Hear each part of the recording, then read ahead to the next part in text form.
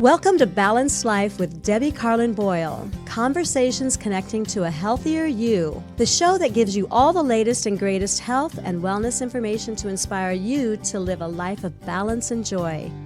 Debbie Carlin Boyle is a health and nutrition coach, personal trainer, and fitness instructor who helps her clients live in balance with everything that feeds us, in addition to the food on our plate. Please welcome your host, Debbie Carlin Boyle. Hi, everybody. Welcome this Tuesday afternoon to my show. Here we are, still Zooming from home.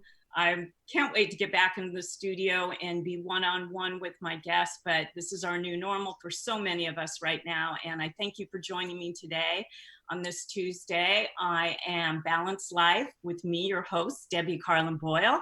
I am conversations that help connect to a healthier you, and we do conversations that are interactive. So we're asking you to get involved with us today. I have the most remarkable guest, and it's such a great subject that I'm really close and I'm very passionate about. So I want you to interact with us because I bet you have a question or you want to make a comment. So if you do, you want to give us a call. So the number here is 323-524-2599.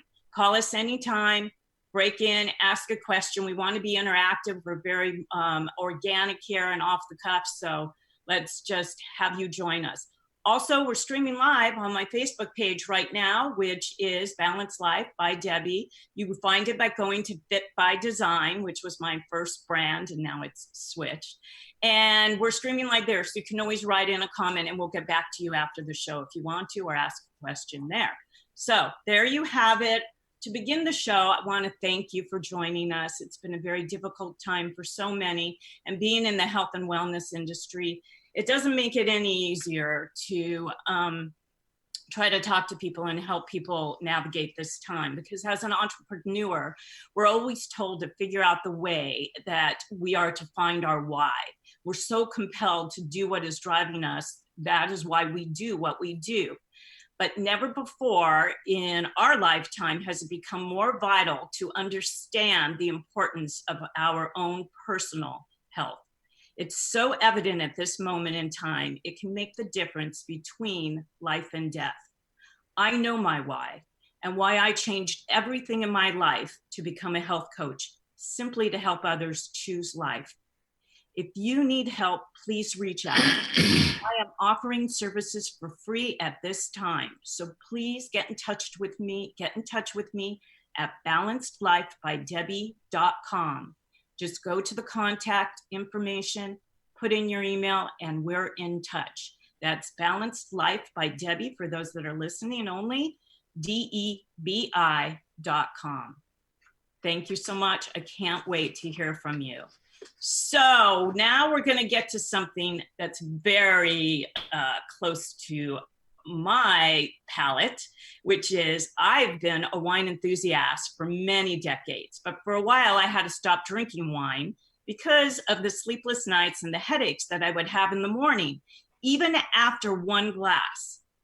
For the past 5 years, since the start of my show, I've been looking for a healthy wine that could give me the pleasure of opening a bottle and having a glass like while I cooked or with dinner or just enjoying my time with friends.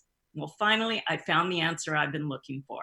His name is Todd White, and he is the founder of Dry Farm Wines. Todd is the leading authority on healthy, organic, natural wines and the importance of microdosing alcohol for health, longevity, and vitality. Todd's passion is unlocking the best way to enjoy alcohol and how to enjoy the benefits of moderate consumption while avoiding the negative outcomes. Yay! Dry Farm Wines is endorsed by many leading U.S. health influencers. And Dry Farm Wines is also the official wine for many of the leading U.S. health and performance conferences. Dry Farm Wines are so friendly to low carb, paleo, ketogenic, and diabetic low sugar diets. And Dry Farm Wines has no impact on blood glucose or ketone production. Dry Farm Wines is the premier tested, all natural, health quantified wine merchant in the world that biohacks wines. quantifying organic and natural farming practices, as well as low intervention natural winemaking practices. Dry Farm Wines curates all natural, pure, real wines from all over the world, working with small family farms that are committed to producing pure natural wines. Dry Farm Wines is also proud to be the largest natural wine merchant in the world, supporting small family farms using organic farming practices all over the world. Dry Farm Wines has grown over 675 times in revenue since its 2015 founding, making it one of the fastest growing private companies in the US, doing so without any debt or investors. Todd is also a self-described biohacker who now, after 15 years in the wine business, his life is dedicated to educating and helping people make better choices about food, nutrition, and how they think about consuming alcohol. So will you please welcome my guest, Todd White, to the show. Oh, wow. Thanks, Debbie. That was quite an intro. You know? Well, that's quite about you. There's so much more that we're going to talk about. That's about who you are today. It's just really impressive, to say the least. Thank you. I appreciate that. I have been reading about you. I've been drinking the wines that you curate, and I'm beyond grateful and impressed. So there you go. And I want my audience to get a little bit familiar with who you are and why you are and how you got to what you're doing, what's the process of what you're doing, how it all works, and how they can join in the fun. So, because I know a lot of people that love wine, but have the same problems that I was having before I started drinking your wine. So to start, I want to learn a little bit about you and your background. So where are you from? Where'd you go to school? What was your family like? There you go. Wow. So winding the clock back, it's a ways back. So I was born in the Carolinas. I was actually born in Charleston, South Carolina. And then I grew up in a small town outside of Charlotte, North Carolina.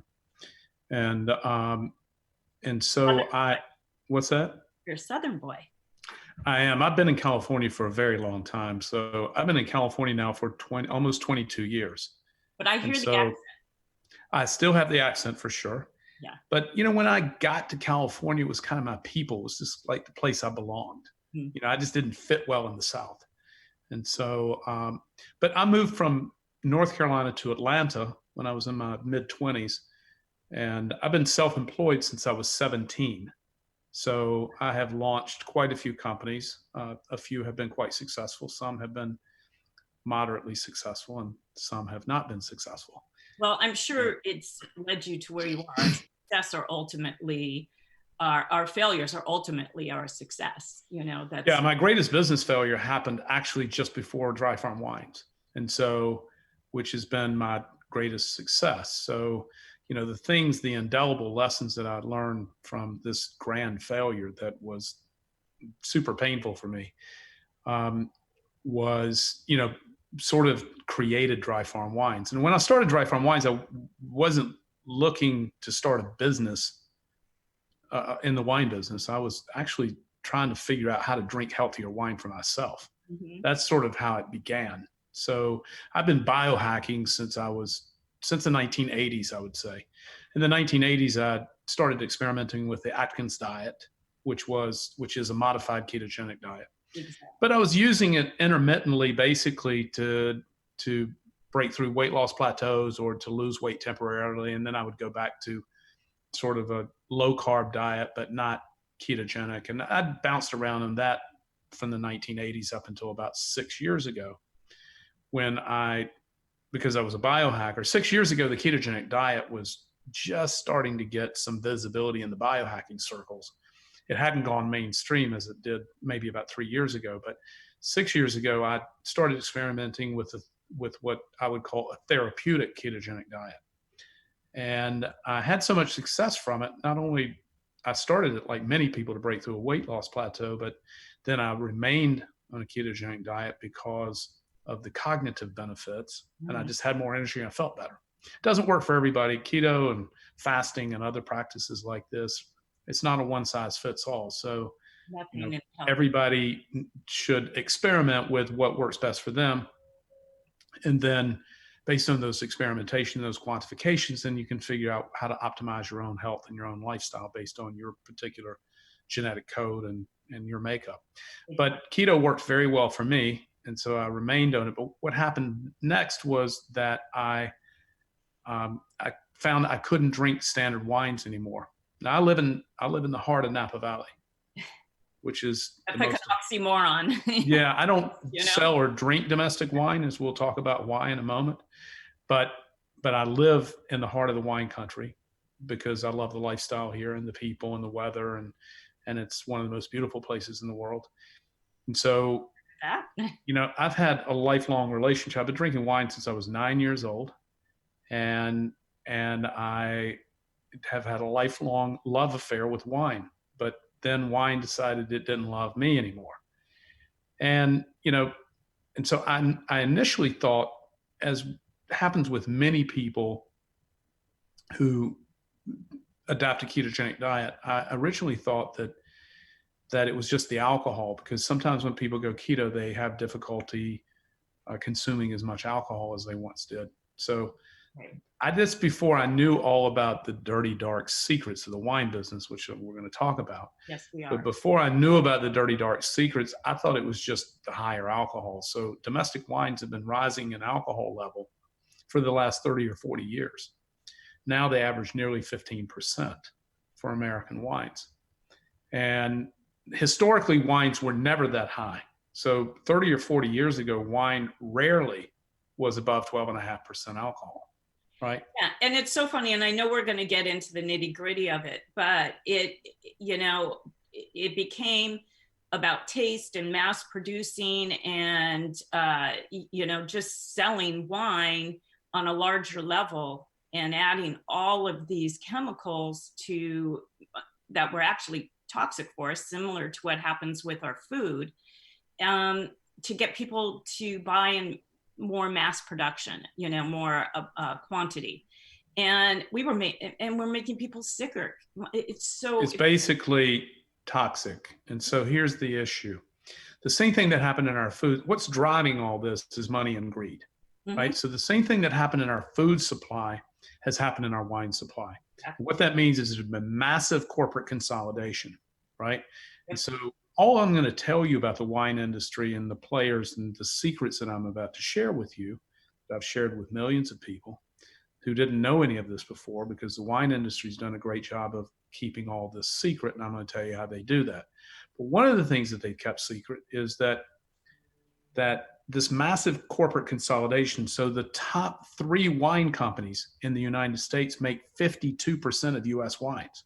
Now, you wouldn't have any way of knowing that because these different labels, very clever marketing conglomerates, multi-billion-dollar marketing conglomerates, hide behind thousands of brands and labels to fool you. They want you to think that you're drinking from a farmhouse or a chateau. Well, actually, you're drinking from massive wine factories located in Central California. I mean, these wine factories are like multiple football fields big, right? And so when you go in the grocery store into a wine shop, most of everything you see there is made by only a handful of companies, right? In these massive factories. The top 30 companies in the US make over 70% of all wines. So this is a handful of companies making most of all the product. Now, to your point, they're not trying to make it healthier or better. They're trying to make it cheaper, faster, and more profitable. Exactly. And to do that, food, same right. thing. And to do that, it requires the use of additives and chemicals, period. Can't make wine in large quantities without the use of genetically modified commercial lab-grown yeast, and you can't do it without the use of additives and chemicals to keep a stable, risk-free environment. Because wine is a living thing when it's being made, has bacteria, can get bacterial infections and faults. Then you have to use chemicals to straighten that out, right? And that's just how it is. It's the use of those chemicals and the winemaking styles that are present today. These bigger, heavier, richer, jammier, sweeter, bolder, higher alcohol, right? These wine styles that are very popular among Americans and other places around the world are what are making people sick. Now, a lot of times they don't even know that they feel bad. They think that's just what drinking wine feels like. Mm-hmm. Right? In cases like yours, where you may have symptoms of headache or congestion or waking up in the middle of the night, you and I are both friends with Mark Sisson, the kind of godfather of paleo and founder of Primal Kitchen and best-selling New York Times best-selling author on a number of books. But when I first met Mark Sisson, who is one of the thousands of health experts who endorses dry farm wines, when I first met him, as I shared the story with you, he told me, "Hey, I'm sorry, I'm not really interested because I don't drink wine anymore." Yeah, right? I think same thing happened to you. Told me he was stopping, and I'm like, but I don't want to stop. But I hear you, the headaches, the dehydration, everything he said was a symptom for him was the same exact thing, like you said, was happening to me. But I didn't want to stop, and Mark's probably better. He gave it up for a while, for quite a bit. He did. I think for a few years he was not drinking wine too much. But then, as I told you before the show started, he just emailed me this morning needing more wine. Yeah. He said he was drinking more during the COVID lockdown, and so we're also personal friends and have become friends over the last 5 years since we have been since he first endorsed us, and we've now been in all of his consequent books, and he's posted frequently on Mark's Daily Apple about us because he knows what we know, which is when you drink these wines, these natural pure wines that are additive free, lower in alcohol, sugar free. We'll talk about all those issues, alcohol, sugar. But when you drink them, you simply feel better and they taste better, right? Which is the reason that our business has grown so rapidly, is because, we sell this very specific product that actually tastes better and makes you feel better, right? And when you talk to people, when they hear those two things, if it's going to taste, how can it taste good and make you feel good? And you're because it's almost like talking about organic versus non-organic food. It's too expensive. It isn't going to be, it isn't really going to taste as that good because, people start thinking about healthy eating is not like, it doesn't satiate, you're not biting into the pizza crust. You're not biting into the burger and all the juices are coming out. That to them is a mental and with a physical reaction to what they think is good. And so when you hear good for you, sometimes you back away because you think it's going to be too expensive and it's really not going to taste good. So it's important to know that these are not too expensive and they taste amazing. And you're still going to get those health benefits. Yeah, much better than, these wines taste much better. They're also still alive. They haven't been sterilized as commercial wines are with sulfur dioxide. So they're still alive. They have soul and spirit, right? And so it just tastes much better than a McDonaldized wine is what we call them. When a wine gets killed or sterilized, what we call mummified, then it becomes McDonaldized, right? And so it's just this kind of like bland, it's just this sort of one consistent taste, and there's no life or energy to it. A natural wine hasn't been sterilized. In fact, Dr. David Perlmutter, who is New York Times bestselling author on the gut microbiome, has published twice on our natural wines because they're still alive. They still contain gut-friendly bacteria that's in the wine, and you can taste the spirit and the life in the wine because it hasn't been sterilized. But let me talk about the real dirty dark secret of the wine business. Well, because you discovered the dirty dark secret, obviously that was your catapult to, I got to get a grip on this. I know there's a better way. So your passion for wine threw you into the research to discover all this crap that's being put into wine, and that these, few companies are the ones behind all our wines. And you really dug into it through a passion to make a difference, or through a passion that you were angry and you wanted to, what was the one thing that said, I'm pissed. I'm going to figure this out. Well, I'm not an angry man. You know, I meditate every Yes. day. So I live a peaceful life. I'm like Yeah. the wine monk. So it wasn't anger. It was just like I wanted to help other people. So I was a regular wine. I am a regular wine drinker. Mhm. I wanted to help other people like me. So I've had some, we'll call tenuous relationship with alcohol over my life, right? When I used to drink spirits and, you know, and other things when I was younger. I haven't drank a spirit in 20 years. But, you know, but there were times when I thought that my relationship with alcohol could be healthier, right? And so, and I drink a lot of wine and more than most people, right? I just enjoy drinking wine. And, you know, so as I started to discover the benefits of natural wine and the benefits of lowering the alcohol level down in wine and to having what I thought was a more healthy relationship with alcohol. Look, it surprises many people to hear me say this as the wine guy, but alcohol is a very dangerous neurotoxin, right? And so we have to approach it with care and caution. It destroys millions of lives. And so, you know, it never destroyed my life, but it certainly made me less functional at times when I was younger, drinking too much, no question about it, waking up with hangovers and so on and so forth. That doesn't happen to me anymore. And so, you know, when I discovered this and how not only delicious it was, but how healthy it was for me personally as a regular wine drinker. I drink wine every day unless I'm in an extended fast. I do extended fast at least once a month. And so, and I don't know if we probably discussed it, I only eat once per day.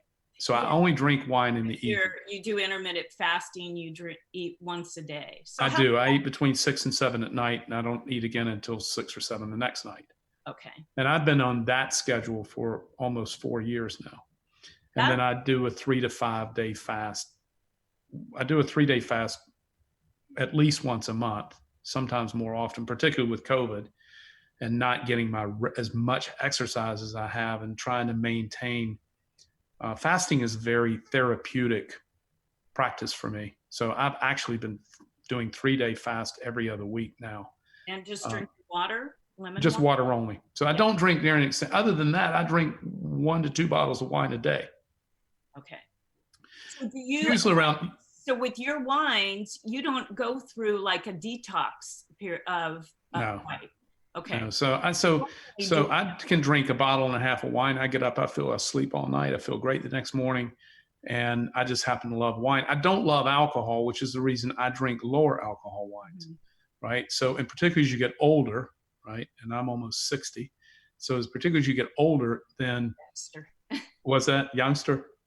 Yeah. Go ahead. So you just don't process alcohol as efficiently as you do when you're younger. So, you know, many people have had to stop drinking wine as a result, and then they discover our wine. We get thousands of emails about this all the time. You know, people are so grateful to be able to return to drinking wine again. But I was going to say that because my friends are 55 and up.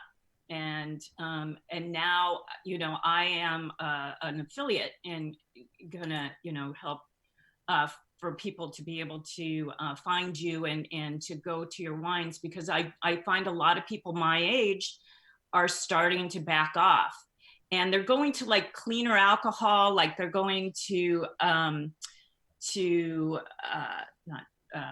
tequila, you know, because of the way it's made. It's not giving them the hang. I would agree that tequila is the purest choice of spirits. My issue with tequila is that it's 45% alcohol, right? And alcohol is a domino drug. So the more you drink, the more likely you are to drink more, right? And so while there's many people in the biohacking movement or in the paleo or keto movement and the health movement that believe that tequila is the purest choice of alcohol because it's distilled pure and it's made from a plant. And so there are many people who think that that's the proper drink of choice for health. I disagree with that because it's very high in alcohol. and alcohol is. I can't drink it. I only drink wine. And that's why finding wines that I can drink that don't have the effects, has been such a revelation for me. And now to go ahead and refer for others who could actually go back to drinking wine and knowing the reason why they stopped. I can't wait to share this with everybody. Yeah, so I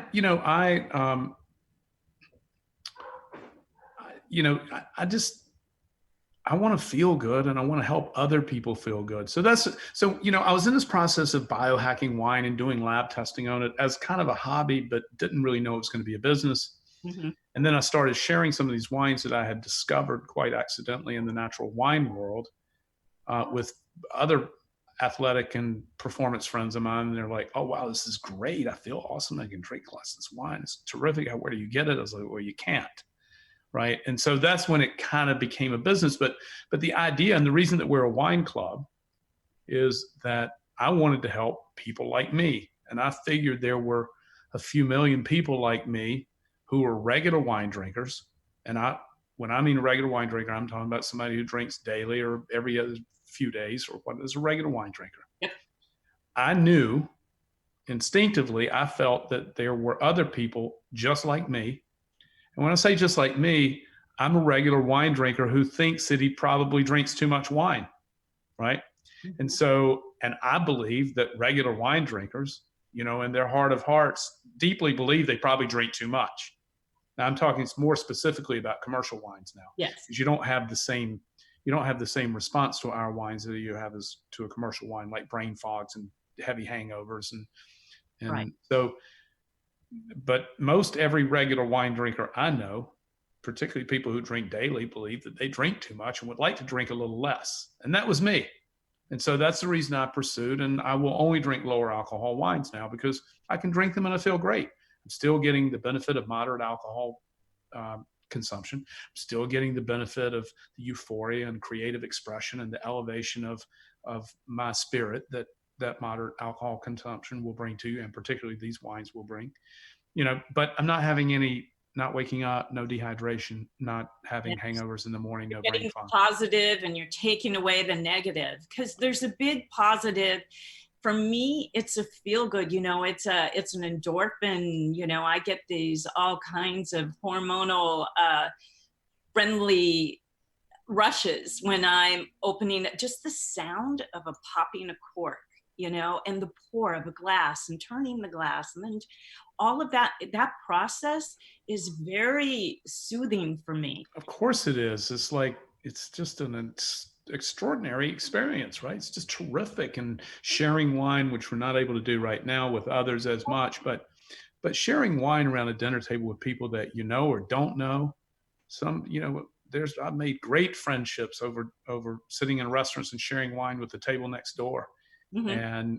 And just wine elevates, a communal setting in a way that spirits don't do, in a way that, other alcohol products don't do, and particularly natural wines, because with a natural wine, the same person who grew the grapes and nurtured the plants is the same guy or girl, the same person who then fermented the wine and then bottled the wine and then sent it to you. Right. So it's been one family or one person mm-hmm. who's responsible for the entire process. That's not true for spirits. It's not true for any other alcoholic beverages. But it is true for wine, and particularly natural wines where they're made on a small family farm. But let's talk for a minute about the big dark secret. Yeah, we got to get to that. Right. Which are additives. Additives. Yep. Right. And so there are 76 additives approved by the FDA for the use in winemaking in the United States. But not so much. You know what I mean? It's the stuff we don't want to know about. And then when you hear that, when I read it, I was like, oh, well, of course. No wonder why I didn't feel good. Well, the reason you don't know about it, unless you've heard me on a podcast or television or public speaking, the reason you don't know about it is because the wine industry spends millions of dollars of lobby money in Washington, D.C. every year to keep contents labeling off of wine bottles, and including nutritional labeling off of wine bottles. And so Now, why do they not want to? Why do they fight these efforts to get labeling? Wine is the only major food product without a contents label. Why do they fight putting a contents label? Because they don't want you to know what's in it. Mm-hmm. If a wine bottle had a contents label on it, when you turn it around in the grocery store and you looked at it, it would have a rectangular ingredients label that looks just like the rest of processed foods that you look at, have a whole bunch of chemicals and a whole bunch of names of stuff. You have no idea what it is, right? And that could include things like dimethyl dicarbonate, which is a very toxic chemical used to treat wines. Could include ammonia phosphate, copper sulfate. All of these are toxic and approved additives that are used in wine all the time. Now, here's my position on it, or glyphosate for that matter, or you should have a nutritional label that tells you how much sugar's in it, right? Yeah. We can talk about sugar in a moment and how widespread sugar is in popular wines. But so I think that just like I have the ability to look at anything that I consume that comes out of a package and know whether or not what's in it, right? Including nutritional information. That's important to me and important to millions of other people. You can't do that with wine. And I mean, I know I know the lobbyists are at work on this, but it's criminal. Why? It's food, it's consumption. Why do they get away with that? Because the wine industry, the alcohol lobby is very powerful in this country and very wealthy. And they have been able to control Congress on this issue to keep them. I mean, it comes up every year. I mean, there have been several significant campaigns. I believe that wine bottles should contain contents labeling and nutritional information. So if you decide to drink glyphosate, which is the active ingredient in Roundup, or if you decide to drink dimethyl dicarbonate or ammonia phosphate, I think you should know that you're drinking it. Absolutely. And then you can choose if you want to drink it, right? I think you should have that choice. Same thing we do with food. We should have the choice. Right. If you want to drink sugar, you should have that right, but you should also have that knowledge. Mm-hmm. And the wine industry has been uniquely successful in keeping contents labeling and nutritional information off of wine. And so that's where the real problem lies, and why, not only do our wines make you feel better and, are better for you and they taste better, but they're just healthier, right? Mm-hmm. And the other thing that our customers depend on us for, and why we have been endorsed by so many health leaders and other authorities, is because we are super authentic. We are a dedicated health company. We really think of ourselves as a health food company, not a wine company. We're a health food company that sells wine. And you're very transparent. That's your authenticity. You're very transparent about the farmers and the winemakers that you work with, everything down. And we have very stringent standards, right? Yes. We tour, as you can see in this photograph, that's me meditating in a vineyard in Italy. And so we tour every farm. We have, operations across Europe. By the way, we don't sell domestic wine. There are no wines made in the United States that meet our standards for health and purity. That's really tragic, but that's true. I believe it, because it's true with food too, in lots of ways. Right. So all of our wines are grown on very small family farms. We work with about 800 family farms across Europe. We have 4 growers in South Africa and 2 in Chile. That's it. Less than 0.1% of wines in the world are considered natural. And natural, while has somewhat of a misleading there's not a definition in food, but in wine, natural wine is a very specific category, right? And so it's well understood across the world what natural wine is for people in the wine business. I was going to say for the people in the know, but for the average person, they might see organic wine and think that's natural. It's not. Just because it's organic doesn't mean it's natural. Okay. However, all natural wines are organic. Not all organic wines are natural. And the reason being is that you can have organic farming and then still use additives in the cellar. right? Or you use commercial yeast. So let me tell you what defines a natural wine. Yes. This is an international category, although France just announced 2 weeks ago they were going to be the first country to certify natural wines. So there is about to be a country certification. France will be the first to actually give it an official certification. Now, at Dry Farm Wines, my company, we have a certification process.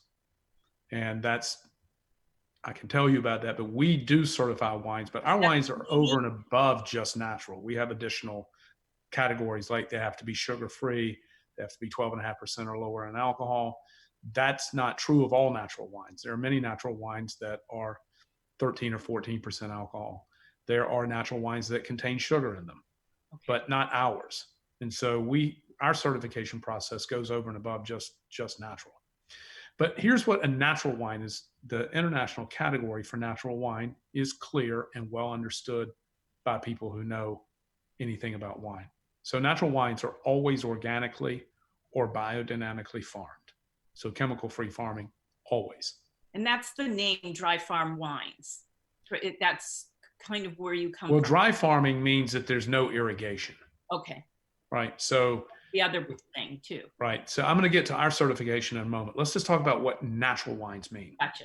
Natural wines I've never seen a natural wine irrigated, but it's not a standard, right? So we'll get back to the irrigation thing in a moment. So the international understanding or definition of natural wine is that it's organic or biodynamically farmed, chemical-free farming. Mm-hmm. It is fermented. This is a critical element here. It is fermented with wild indigenous yeast that are found in the skin of every grape berry in the world at the time of harvest. Now, let me tell you what that means. On a grape berry, at the time of harvest, when it gets ripe, it will have a waxy white kind of film on the outside of the grape berry. That's wild yeast that was collected through the air on the skin of the grape, very naturally. Okay. Now, that is the yeast that's used for spontaneous fermentation when you make a natural wine. What commercial wines do is that they introduce sulfur dioxide to the juice after it's been pressed to kill the native yeast. And then they inoculate it with a genetically modified, lab cultured and grown yeast. Now, why do they do that? It's very simple. The wild native yeast are quite delicate and they're temperamental and difficult to work with. And you can't make wine in very high volumes using this temperamental wild yeast. So you have to first kill that if you're a commercial winemaker, and then you inoculate it with a lab-grown genetically modified yeast. Why? Because they're sturdy. They've been modified to endure higher alcohol environments, right? So a native yeast will die in a high alcohol environment. And when it dies, then you have a broken fermentation. That's a real problem in the winemaking process. So they'll withstand higher alcohol environments. They're sturdy and easy to work with. You can make wine in very large volumes with these modified yeast that come out of labs, right? So you don't have the risk that are involved with the temperamental wild native yeast. And finally, they're a bit more clever in their modification. Finally, you can buy these yeast in certain flavor profiles. So what I mean by that is if you grow an industrial chemical farm substandard grape in Central California and you want it to taste like it's from Italy, they have a yeast for that, right? And so that's just part of the process. So that's the yeast. So organic biodynamic farming, native yeast fermentation, and then finally no additives, nothing in, nothing out, right? That's the international standard for what a natural wine is. Now at Dry Farm Wines, to get our certification, it also has to be dry farmed, meaning that there's no irrigation. Right. Problem with irrigation is it's bad for the planet, it's bad for the vine, and it produces a less healthy fruit, right? So irrigated fruit contains fewer polyphenols, flavonoids, and antiflavonoids, the health compounds like resveratrol that's found in red wine are lower in irrigated fruit. They're also lower in unorganic fruit, right? So this at Dry Farm Wines, we do not allow irrigation. Remember, I said that's not a natural standard, although I've never seen a natural vineyard that was irrigated, except in the United States. We'll talk about that in a moment. But so we're dry farmed. The wines must test at 12.5% or below. When I say test, one of the lab tests that we do is testing for alcohol. Now, why do we do that? Because another collusion between the government and the wine industry is that the alcohol stated on a wine bottle by law is not required to be accurate. If it says 14%, it could be as high as 15.5%, and you wouldn't know it, and that's legal, right? So it had to be within a certain... Within 1.5%. Yeah, okay, gotcha. And most of these high alcohol wines round down, right? Mm-hmm. And so... Why not? Yeah. And so, not that most people don't even pay any attention to stated wine alcohol in a bottle anyway, but alcohol in wine is, the higher the alcohol, the less healthy it is, more toxic it is. It also greatly affects the taste. So alcohol and food are not friendly together. Water and food are, right? And so you don't sit down for a salad with a glass of vodka, right? Alcohol and food the higher the alcohol, the less friendly the wine is to food. So, which is why our wines are just friendlier with food. They taste better with food because they're lower alcohol and all the benefits that come along with lower alcohol. So then finally, we also require that our wines be sugar-free. Yeah, I was just going to ask about that. How do you make a wine sugar-free when the grape itself is... It's the most common question that I get. And so let me explain very quickly winemaking. I'm asking. So grape juice is teeming with sugar. It's very high in sugar, right? So how you make wine is you press the juice from the berry and then you put it in a tank. And then if it's a natural wine, it will naturally inoculate spontaneously with the yeast that was already on the grape skin, as I described. And then, of course, as a commercial wine, then you kill the native yeast and inoculate it with the lab yeast. But the yeast, this is how you make wine. The yeast will, when it activates, right, if it's too cool, it won't activate. Once it gets to a temperature where the yeast will activate, it starts to eat the sugar. It is the food source for the yeast. So the yeast eat the sugar in the grape juice. And this goes on for several days. And so if the yeast is allowed to fully ferment or eat all of the available sugar, it will be sugar-free, right? So when the yeast eats the sugar like the Pac-Man, right? When the yeast eats the sugar, the byproduct of that is ethyl alcohol and carbon dioxide. And so when the yeast completes fermentation and eats all of the available food source, the wine will be sugar-free. What's happening in commercial wines, however, is that the winemaker is again introducing sulfur dioxide to the wine to kill the yeast before it completes fermentation. So there's this little device in the tank. You can see the sugar level at all times in the wine, right? And so when they want the desired amount of sugar in it, they dump sulfur dioxide in it and they kill the yeast in the tank, leaving residual sugar behind in wine. That's how sugar gets in wine. Yeah. And to give you an idea of how prevalent this is, to wrap up the sugar conversation, to give you an idea of how prevalent this is, we require that wines contain less than 1 gram per liter of sugar, which is statistically sugar-free, right? We recently tested the top 20 best-selling wines in the United States, and only 2 of them met our criteria for sugar, right? So the other 90% failed our sugar test. Yeah. And so because I'm ketogenic and because I happen to believe that sugar is the most destructive, widely addicted, toxic drug on the planet. There's nothing good about sugar. There's nothing good comes from sugar. So I want the choice not to drink it, right? And the only way to know if a wine is sugar-free is to lab test it. Yeah, and you lab test all your wines. Every single wine gets lab tested. Yes. Only 30% of the natural wines that we taste make it into our program.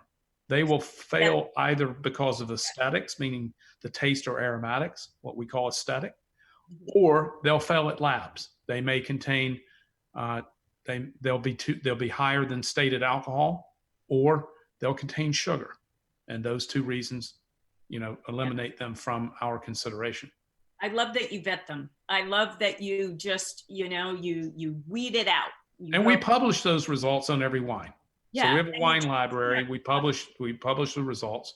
Which is it's so commendable of you to be able to do that.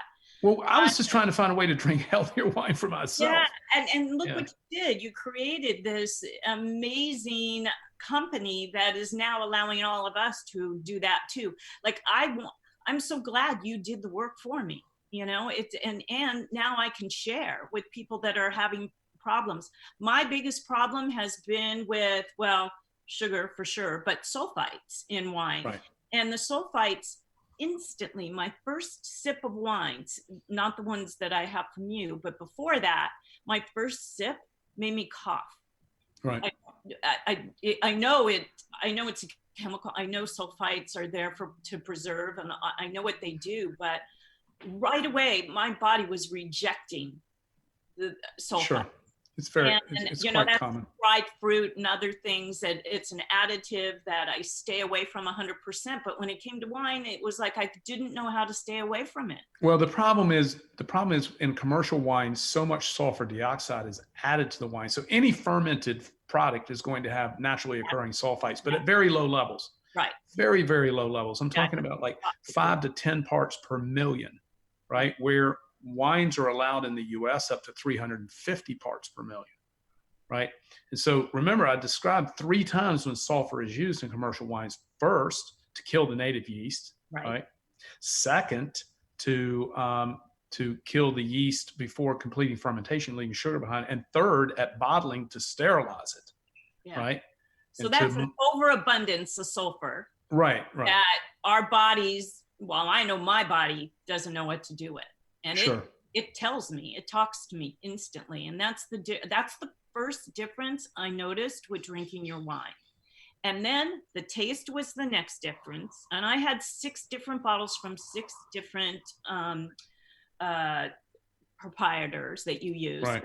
And every single one of them made me not feel bad, tasted good, and I didn't cough from sulfites, so those 3 things is enough where, I can sleep through the night and still drink. I try not to eat or drink 3 hours before I go to bed anyway, just to, from a health standpoint, but it didn't matter with other wines, whether I had that 3-hour ledge or not. I still woke up in the middle of the night and still had the headache and still became dehydrated no matter how much water I drank. It's just really wonderful that you did the work, you created this company, and we get to reap the benefits from it.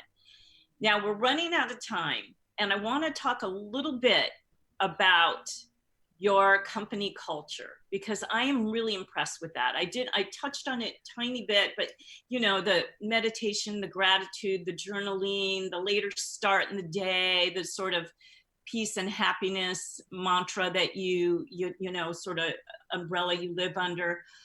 Can you talk to that? Can you speak to that a little bit? Yeah, just quickly. We after my last failed company, I just re-examined everything and just created a new footprint for what I thought the perfect company would be. And so we have a manifesto that we use to make all decisions and kind of design our company practices and sort of, so, we begin the first hour of every morning meditating together. I love it. We're doing that via Zoom now, but historically we have a meditation room in our office building. It's actually the largest room in our building and is dedicated to not strictly meditation. Mm-hmm. So from 10 to 11, we don't meet until 10 o'clock because I believe that everybody should protect their morning for personal practices, fitness, family time, meditation. So I have an individual meditation practice when I get up that's separate from my meditation practice with my company. And so so we spend the first hour of every day meditating together, and then we don't start creating, which is what we call work. We don't start creating until 11:15 or 11:30 in the morning, and we finish between 5 and 6 in the afternoon. We also don't send any after-hour emails. There's no weekend emails. There's no, we believe that less produces more, right? That peace produces profits, and that by being aligned with the universe and by being aligned with our inner peace is how we attract abundance. And so that, so we have unlimited paid time off. We have unlimited expense policy. So what we tell people about how to think about this, when, first of all, our hiring process takes just over 2 months, right? From the time that someone would apply until they were offered a position potentially. So it's a very, very extensive process. So part of making this culture work is hiring the right people, right? Yes. Who already come in with the right kind of state of mind. So, and then we teach them, how to think and live in our world, which is when you make a decision about taking time off or about an expense that you're going to submit, we don't have any guidelines to that other than we ask you to think about 3 things. One, is this self-respecting? Does this respect your heart and soul, right? That you're making this request. Number 2, if it were scrutinized by your peers, would they also think it was respectful? And then number 3, is it respectful to the organization? And that's how we teach people to think, right? And that's how and during this hour every morning that we meditate and share open gratitude together, we also have daily lessons, right? And quotes, our favorite one, and the one that I'll close up with this favorite one. I was going to ask you for final words. Yeah, the final word is we recite lessons and quotes daily, about a common lesson might be the suffering that comes from attachment. We'll teach about that, by why attachment is the source of all suffering. Or we'll oftentimes finish out with a quote. And there are many, many quotes, but the one that we, as our favorite, is that when we look back on a well-lived life, we're likely to find that these 3 things were very important. And those are how much we loved, how gently we lived, and how gracefully we release the things that are not meant for us. Love it. Love it. And those are great final words to wrap this all up, because you have created a culture of love, not just for your company, but beyond. You're sending love to your customers, and you're sending love to your employees to take with them outside of the workplace. And that is commendable. And I thank you for that. And I'm so happy I found you. I did realize I found you through Mark and his website. So that's how I found you. I was trying to figure out, how did I run into, and then you kept popping up on my news feed, and I'm so happy you did, because meeting you and hearing the story and tasting and testing the product, everything is so spot on. I'm so glad you've done this for me. Really, I am, because it's amazing that you've got a product that we can all enjoy. And the authenticity of it is really what it's all about. So I want to thank you, because that's what my company, Balanced Life, is all about. I know how important, like, breathing techniques and certain biohacks that you do within your life are important to you. And it's about taking those things and coming full circle and balancing your life individually, what works for you. And there's so many wine lovers out there that had to give up because of everything we just talked about. You are now creating something for them that they can, through love, that they can now keep going. And I really appreciate your time. I appreciate all of your knowledge and what you've done for us. And I thank you. And I also want to thank my audience for being with us today. We do conversations that connect to a healthier you. Today, we had one of those conversations. So go to my Facebook page, Go ahead, leave a comment, ask a question. We'll get back to you. And I want to thank everybody for joining us today. And most of all, I want to thank you, Todd. Thank you so much. Thank you. Much love to everyone out there. Thank you. Thank you. And go to my website to find out how to get Todd's, all of Todd's wines, because you can go right through me to do it. Bye, everybody. We'll see you next time. Thank you.